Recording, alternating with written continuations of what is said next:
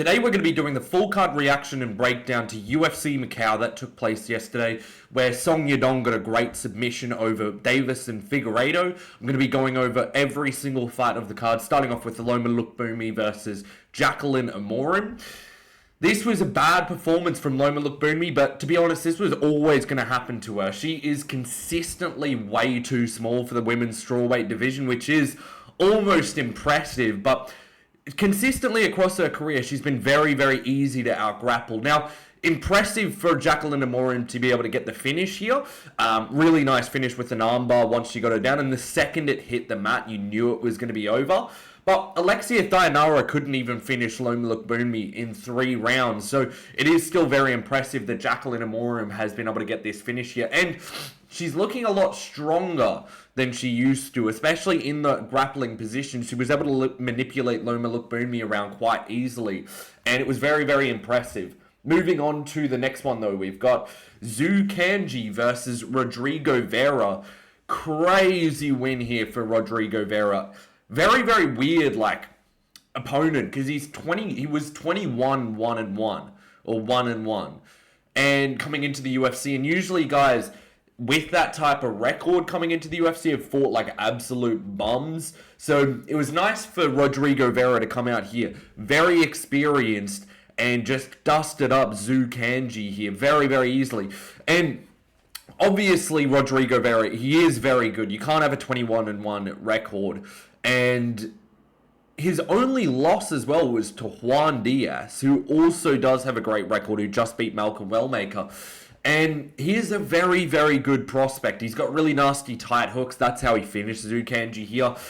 I do think maybe someone who's got a little bit more layers to their boxing would be able to sort of beat him up, because his method of blocking is similar to someone like an Alexa Grasso, where I don't think he's got the best movement, and I think someone will be able to put it on him with that, but I think that he's good enough for the time being. He'll be able to make some leaps and bounds and improvements here, and he'll be a good prospect for the future. Now, talking about a prospect that has just been dusted up, Angela Hill put a whooping on Jingnan Zhang.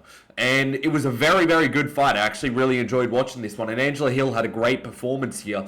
I don't know how Jingnan was such a big favorite coming in with only an 8-1 record in her UFC debut. And against Angela Hill, who, although she had an 18-16 record coming into that, she is still a very good fighter. And she's got very good technical ability. And Angela Hill had a great game plan against an opponent like Jingnan Zhang.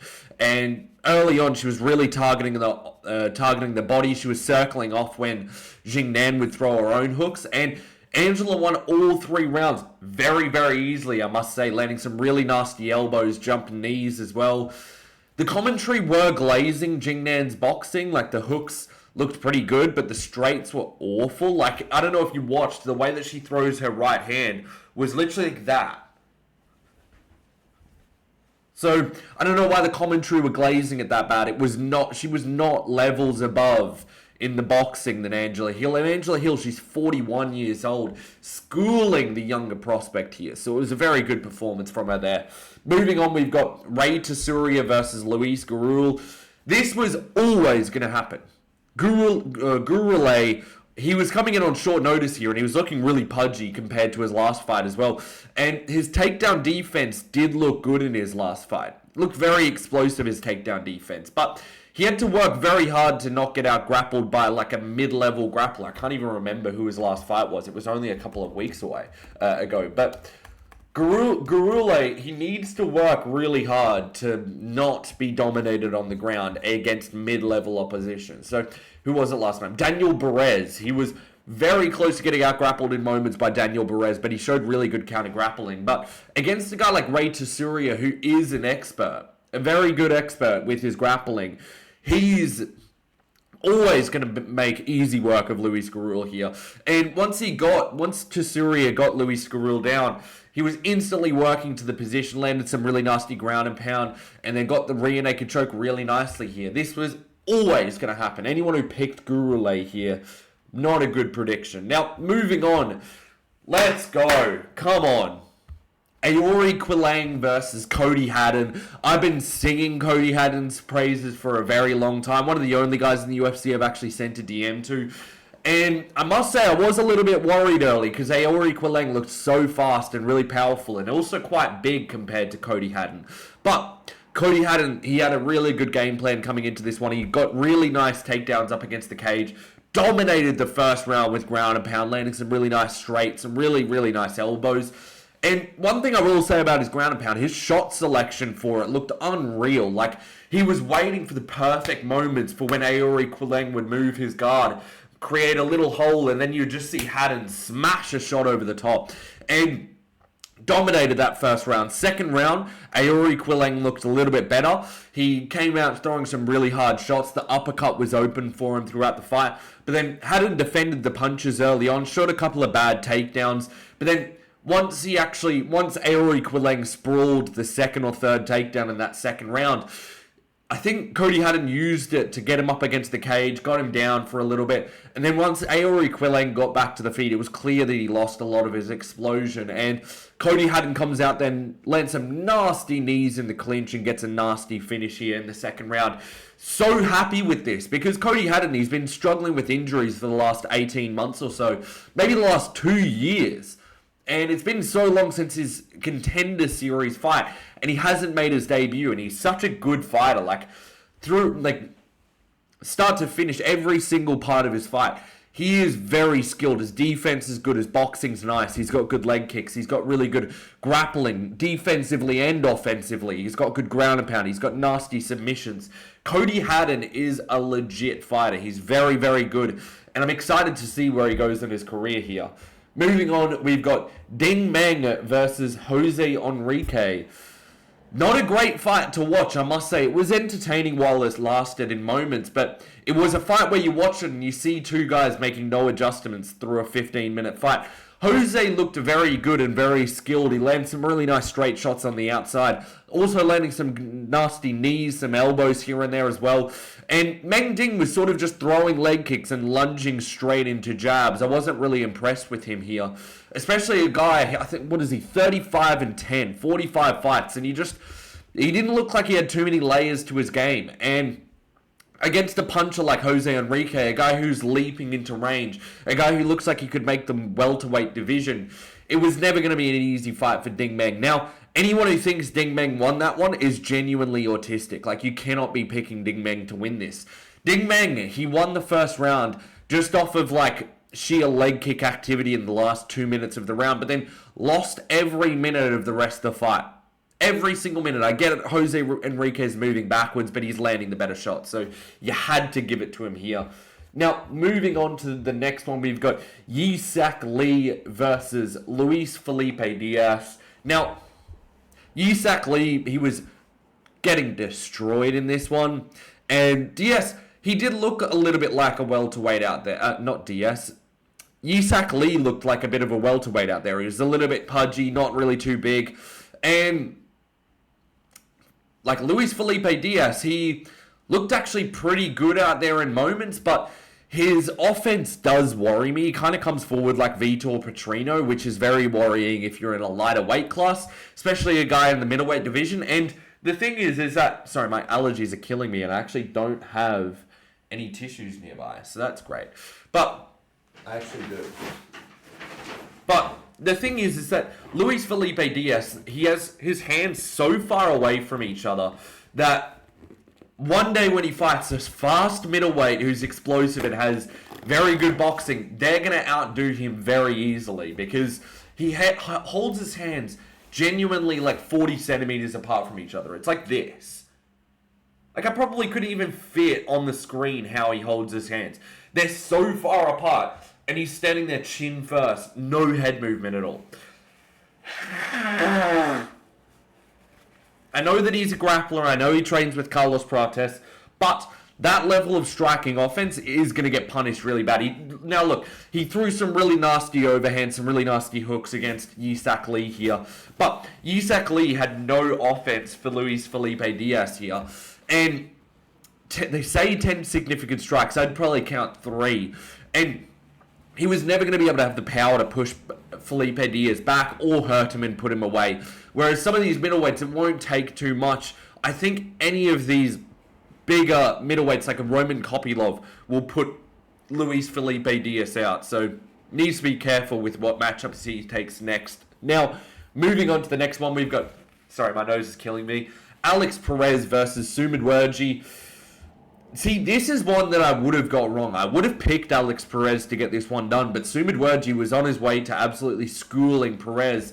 And early on, Alex Perez just leaping into range, throwing some overhands. And look, if they landed, it would have been a nasty shot. But against Sumudwerji here, he was able to move away from the shots, counter back with his own shots. He was landing a couple of straights here and there, landing some nasty body kicks here and there as well. But Alex Perez, he just really wasn't landing anything of value in that first round. Nothing at all. And Sumudwerji, he was landing these counters. It looked like he was getting closer. And it looks like Perez was getting a little bit frustrated. Then early in round 2, Sumudwerji just drops Alex Perez and almost finishes him really, really badly. Gets into ground and pound, starts landing nasty shots. I think it's over. And then Alex Perez, tough as nails, makes his way up to his feet. And then Perez gets hit with a nut shot, which I've rewatched it now, and it definitely could be a bad one. Like, the way that I thought of that one was it didn't look like it was going to be a nut shot. And some of these, they do look like they're going to be a nut shot. And you can almost see the opponent, like, freeze up at the last second, knowing they're going to get hit in the nuts. This one looks like it was just... It looks like his toes flicked the bottom of his nuts and just pushed upwards. And I could see that being debilitatingly painful, to be honest. I really could, just because when you're not expecting to get hit in the nuts, and sometimes those little flicks... Like, I've been hit in the nuts really hard. I've been hit in the nuts, flat on the nuts. I did have... boxing, but I was playing cricket and I was like 11 years old, and the ball just bounces off the seam, smashes me in the nuts, and it was really hard. It was really, really hard, and I was on the ground like in a lot of pain. But the worst nut shot I've had, I think I was playing football, and someone with their football boots, it wasn't hard at all, just tapped me in the nuts. And granted, I'm not wearing a box, but the impact was completely different. Like, the ball smashed me in the nuts, and it put me out for a little bit. But this one made me feel like I think I was dry reaching, and I was like genuinely in so much pain. And it was literally just like this. And because I wasn't expecting it, it just put me down. And I could see that being one of those. But then again, weird timing for him to just get almost slimed out. And then instant later, he is just dry reaching on the ground. And they even said, they should, I wish they didn't say this because now everyone thinks he's faking it. The guys on the sideline even said, oh yeah, it's only spit. So bad look for him here. But Sumudwerji would have won this one, I know it. And he should get another ranked opponent next, or even just rebook this one, because Alex Perez looked like he was on the way to a loss here. Now, moving on, we've got Jake Matthews versus Carlston Harris. What a horrible performance here from Jake Matthews. What a clinically Jake Matthews type performance. And early on, it looks like he was just trying to take Unk's head off, winging wild hooks against Carlston Harris, not afraid of the power at all. Then later in the round, he was starting to time Carlston Harris a little bit better. He was landing some really clean jabs. It looked like he hurt Carlston Harris with one of them. And then late in the second round, he was landing these lasers of a second round. He was landing these lasers of a straight right hand. And Carlston Harris just looks slow and lethargic. Maybe it's because he took it on short notice. But round 2, Carlston Harris grappled early, but Matthews easily reversed the position. Went for a triangle at one point, reversed at the end of the round. Why would you go for a triangle? And Carlston Harris looked horrible on the feet in round 3. Matthews lands some massive shots, almost finishes him, and then follows him into half guard and smudges him against the floor for the next couple of minutes. Jake Matthews, every fight, he was landing some nasty shots here. Never can make the finish happen. Maybe he can against Shidian Jukwani if he can jump on his back straight away and get the submission. If you've got really bad submission defense, Jake Matthews can get you out of there. But if you're someone who should get slimed out, you ain't getting slimed out by Jake Matthews. He'll carry you to a decision every day. And my friend said this the other day, and I really disagreed with him at the time, but he was like, dude, I just hate Australian fighters. I'm like, man, we are Australian. Why do you hate Australian fighters? He's like, no. Like, I like guys like Robert Whittaker. I like guys like Alex Volkanovski, like Quillan Salkeld. But then he was like, I just hate Jimmy Crute and Jake Matthews type fighters. And I kind of back it. Like, I'm an Aussie. I hate Jake Matthews now. Every fight, I'm talking about him like, oh, if he does this, if he uses this move here, he's going to be able to do this. No, he's just going to go out there, almost slime them out and smudge them up against the cage. Or against Neil Magny, who he's outstriking every moment of the fight. He's going to out-grapple him to the point where he gasses himself out and then gets submitted. Like, every time Jake Matthews has these performances, he'll go razor close with Francisco Prado. Someone who shouldn't even be in the UFC, goes razor close. Like, Jake Matthews, go down to lightweight. I know you were a lightweight at one point. Go down to lightweight. I can't keep watching you fumble these finishes. Now, moving on to the next one, we've got Kaya Sakura versus Cameron Smotherman. What an awesome performance here for Kaya Sakura. He looked great at bantamweight here. And look, I do feel bad for Cameron Smotherman. Had no success in the UFC. Passed out in his last weigh-in. And then he was making a joke about it this time. I really like that about him. He's a joking guy, doesn't take himself too seriously. But Kaya Sakura just put on a whooping on him. He did what he did, Kaya Sakura in Ryzen in the UFC here. And Smotherman early, it was looking like he was waiting for Kaya Sakura to come in to sort of exchange and land the bigger shots. And then Asakura was just leaping forward these massive hooks and lead hooks. And one of them just spun Smotherman's jaw. And Smotherman tries to react, tries to recover. And the next follow-up just puts Smotherman out, down and out so badly. So badly. Up against the cage, nasty shot. And just destroyed Cameron Smotherman here. Kaya Sakura in the bantamweight division is a nasty monster. Because these guys, they're not like a Pantoja. But they are better than Tim Elliott in the grappling. So maybe he will just get smudged next fight. But his striking in the bantamweight division is going to be such a difficult thing to get around. Because he's so fast. And he looked like a giant out there. Honestly, like he looked way bigger than Cameron Smotherman. And he's coming up from flyweight. So I think he's found his weight class. He was a bantamweight in Ryzen, so there's no reason for him to go back down to flyweight now. Moving on, though, we've got Sergei Pavlovich versus Tallison Texeira. I'm going to do a very short breakdown of this one just because this was always going to happen. If anyone picked Texeira, you should be ashamed. This was always how the fight was going to go down. Who saw the levels that Lewis versus Texeira showed at UFC Nashville last year and thought this fight was going to go any different? Texeira is so upright, so tall in his stance, and you just know he's going to get toppled over by anything. This time it was even worse, because at least Derek Lewis landed a flush overhand right on Tallison Texeira. This time it was just forearm punches and like wrists knocking over Tallison Texeira. He is so toppleable. His like management are genuinely retarded giving him this fight. He barely beat Tai Tuivasa. So then you just give him like one of the biggest monsters in the heavyweight division. 84-inch reach, massive, threatening one-punch KO power, big Russian.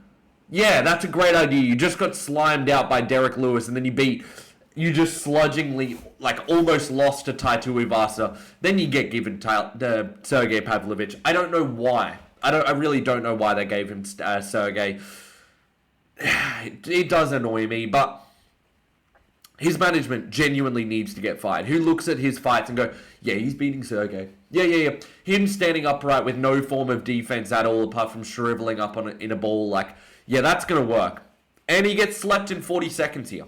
Moving on, we've got the co-main event. A little bit of a disappointing fight here from Zhang Mingyang. Bad night for China as well up until this point. Because early on, I would have definitely picked Zhang Mingyang in this one. But early on, Alonzo Menefield was coming through with some nasty punches. Sort of fought like Ozdemir did against Alonzo Menefield, landing these tight hooks on Zhang early. And then he decides to clinch for a couple of minutes because, you know, it's Alonzo Menefield. He's got downs. But upon separation, he does it again, lands a massive combination, and then goes back into the clinch. But this time I'm seeing it, I'm like, oh, Zhang Mingyang, he is not good as the nail at all. We saw that last time out against Johnny Walker, but saw it again here, where every time Alonzo Menefield would come forward with a nasty exchange, Zhang Mingyang's now backing up and looking like a victim out there. And it looks like Menefield rocked... it looked like Zhang rocked Menefield with an elbow up against the cage when Menefield was just smudging him there. And Zhang, I think, then thought, oh, okay, this guy's going to wilt now. And then Menefield's like sort of going back. It looks like he's recovering. And then he just lands a massive shot. Goes, oh, yeah, this guy's a terrible now. Comes forward, drops him twice, gets the ground and pound TKO. Zhang Mingyang ain't never going to be ranked after this. I would bet a lot of money. Some of these guys, you look at them and they're like, oh my god, offensively, you're just absolutely dominating everyone. But then as soon as they become the nail, they're nowhere near the fighter they once were. And Zhang Mingyang's one of those guys. Now, moving on to the main event though, we've got Song Yadong versus Deiveson Figueiredo. Now, I picked for this one to be a first round KO for Song Yadong, and it didn't happen. Second round submission, almost made it to the third, but Figgy, stop. I don't get excited by Figgy fights anymore. I haven't for the last 2 or 3. And one thing about Deiveson Figueiredo from back in the day is that I used to love watching him fight. When he would come up on a card, like whether it was UFC 300 or anything before then, I was like, oh yeah, Deiveson Figueiredo's fighting, absolute barn burner, we're going to get a good one. Now it's like, yeah, we're going to get Deiveson Figueiredo running away from Song Yadong for 5 minutes at a time. Like, he just perpetually moves backwards. He doesn't really counter that hard. When he does counter, it misses because he's slower than he used to be. He never comes forward. He never throws any kicks. Threw like a couple against Song Yadong here, but the first round was just a horrible performance from both. Both guys just slowly trudging. Well, Song Yadong slowly trudging towards Figgy, and then Figgy slowly trudging away from Song. And Song just waited, landing some really nice leg kicks on Deiveson Figueiredo in that first round, but didn't really do too much. And then second round, Deiveson Figueiredo maybe lands a shot or 2 extra, and they're both just doing the explosion matchup at range. Deiveson Figueiredo in southpaw, one thing that did work for Henry Cejudo in the Song Yadong fight, but the difference was with Henry Cejudo was game enough to move forward. Deiveson Figueiredo running away like he has been doing the last couple of fights. And Song Yadong, well, Deiveson Figueiredo went for a takedown late into the round. Song Yadong gets a submission, gets the guillotine position, and instantly taps Deiveson Figueiredo. I know the Figgy that I started supporting when I was younger.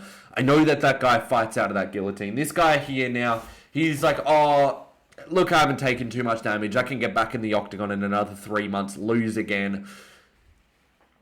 I don't want to see him fight again. It's not fun. I don't enjoy this. This was never going to go 5 rounds. It was never... if it did, it wouldn't be competitive. Song Yadong is a top 10 level fighter. Deiveson Figueiredo at this point is not. Anyone in the top 10, I'm picking them to beat Deiveson Figueiredo. So let's get this division moving. Let's get Deiveson Figueiredo fighting David Martinez or someone else who's like a guy coming up. It's frustrating me by now. The last couple of fights we've seen Figgy do nothing. I think probably last 4 fights. I don't want to see it anymore. Let me know what you thought of the card in the comment section below. As always, if you enjoyed the video, leave a like and a comment, and I'll catch you next time. Peace. Can't even find my mouse.